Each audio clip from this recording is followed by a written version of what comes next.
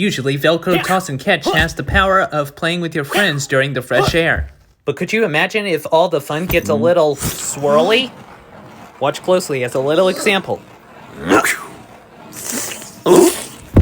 The sticky target ball just got into the portal racket. You could also do more randomness other than just the sticky target ball, like sticking your head into the portal. What's inside the swirly racket?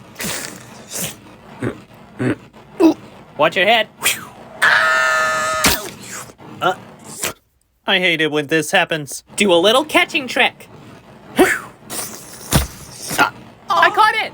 And doing some professional kicking.